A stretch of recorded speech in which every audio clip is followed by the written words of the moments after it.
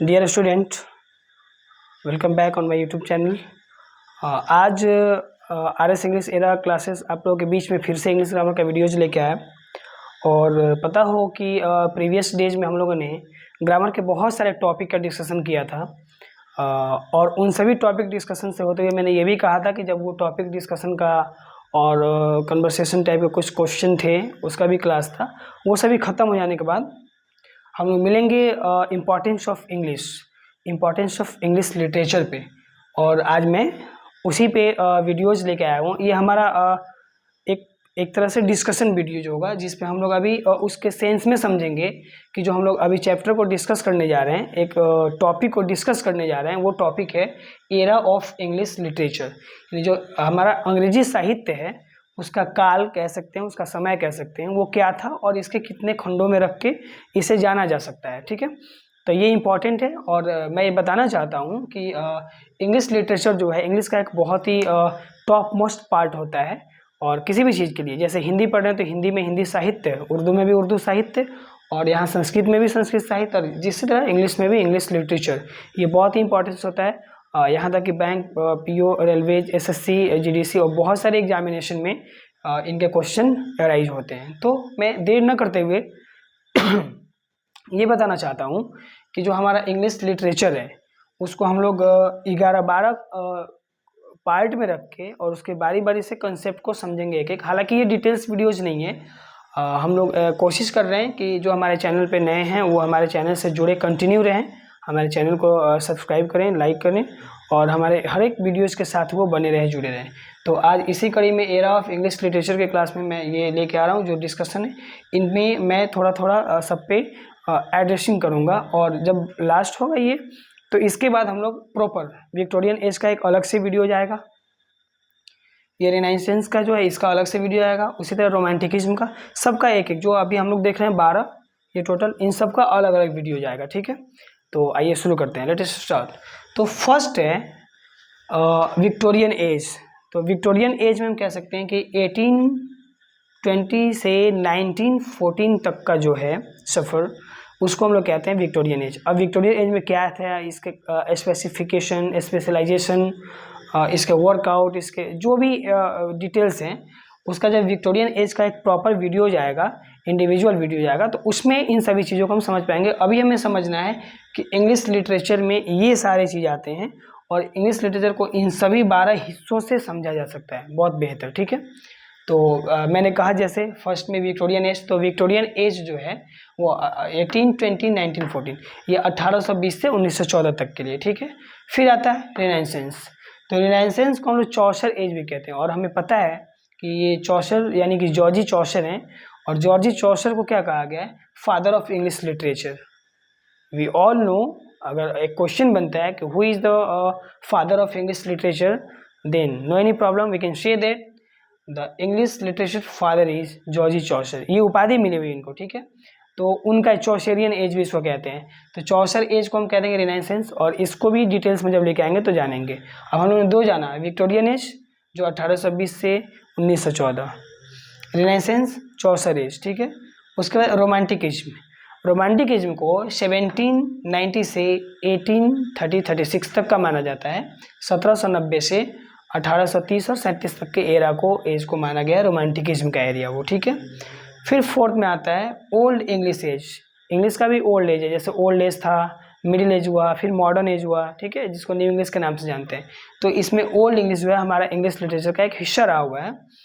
और इसमें क्या है कि एंग्लो सेक्शन, और एंग्लो सेक्शन को हमें दो जगह पढ़ना है, मैं आगे डिस्कस करूंगा तो आप देख पाएंगे, उसमें भी पढ़ना है। ये ओल्ड इंग्लिश एज में जो कह रहा है एंग्लो सेक्शन, इसमें 450 एडी से, ईसा पूर्व से 1100 तक का जो समय था, एरा था, युग था, उसको हम लोग कहते हैं ओल्ड इंग्लिश एज।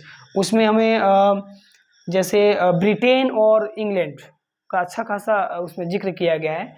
जो ब्रिटेन की भाषा थी और हमारी इंग्लिश की भाषा थी, एंग्लो सेक्शन में जो बात करने के तौर तरीके थे, कन्वर्सेशन मेथड थे, उसमें हमारे ओल्ड इंग्लिश एज को रखा गया है सबसे पहले। उसके बाद है 5 में द नियो क्लासिकल पीरियड। ये नियो क्लासिकल पीरियड क्या है, तो 18 to 19 सेंचुरी में रहा है ये।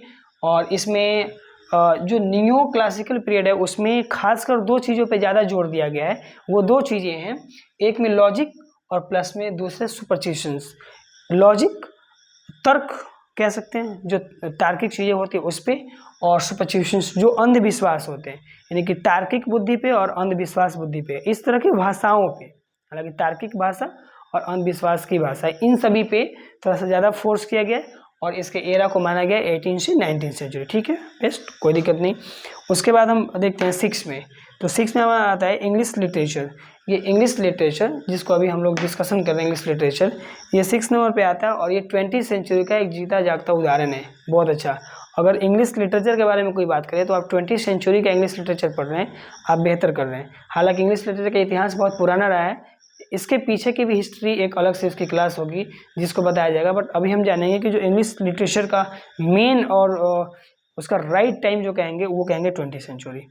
ये हालांकि 17 सेंचुरी में भी था, तो 17 सेंचुरी में भी पढ़ना है इसको, 17वीं शताब्दी में, तो वहाँ पे इंग्लिश लिटरेचर का जो इम्पोर्टेंस था, जो एक्टिविटीज़ थी, उससे कहीं बदला हमारे न्यू और मॉडर्न में जो 20 सेंचुरी में आया वो इंग्लिश लिटरेचर है। ठीक है, तो ऐसा हम कह सकते हैं 17 में भी था, उसके पीछे भी था, फिर 20 में भी है, यानी कि इंग्लिश लिटरेचर है बहुत। इसका हम कह सकते हैं कि डीप भी जाना होगा और उसके लॉन्ग क्लास में जब हम लोग मिलेंगे तो उसके बारे में जानेंगे।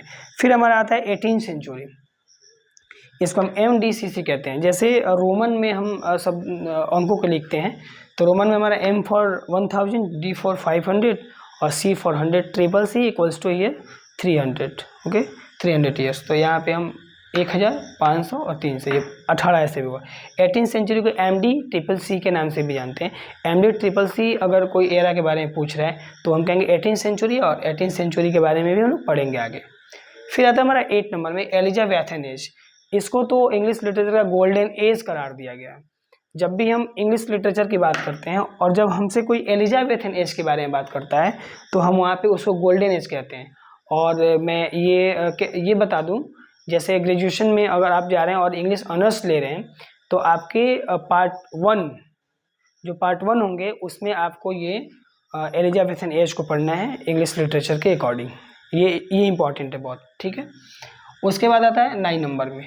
अब 9 नंबर को देखेंगे। 9 नंबर में history of English. Okay, history of English में क्या रहा है, हिस्ट्री ऑफ इंग्लिश लिटरेचर, यानी कि जो इंग्लिश लिटरेचर हम लोग पढ़ रहे हैं इसका इतिहास क्या है ये भी जानना है। इसमें एंग्लो सेक्शन है, मैंने पहली बार भी डिस्क्राइब किया कि यहाँ एंग्लो सेक्शन है जो ओल्ड इंग्लिश एज में है, और वहाँ पे 450 ईसा पूर्व से 1100 ईसा पूर्व तक का समय है, जिसमें ब्रिटेन और इंग्लैंड के जो कन्वर्सेशन और टॉकिंग स्टाइल है इंग्लिश का वो आदान प्रदान हुआ है और उस पर कुछ फोकस और फोर्स किए गए हैं। बट यहाँ पे क्या है कि हिस्ट्री ऑफ इंग्लिश लिटरेचर में जो एंग्लो सेक्शन है वो जर्मनी और इंग्लैंड के बीच का, जो जर्मनी का अभी जर्मन भाषा है, तो वहाँ पे जो इंग्लिश के तौर पे बोले जाने वाली भाषाएं थीं और उनको फिर से इंग्लैंड वाली जो भाषाएं थी वहाँ पे आदान प्रदान, उनके बीच में जो बदलाव हुआ, जो सेटअप हुआ, जो एक्टिविटीज़ हुआ, उनके लिए हम कहेंगे कि वो इंग्लिश लिटरेचर जो हिस्ट्री था वो इंग्लिश लिटरेचर का हिस्ट्री था और उसमें एंग्लो सेक्शन में जर्मनी और इंग्लैंड को बेसिक रखा गया। ठीक है, फिर आता है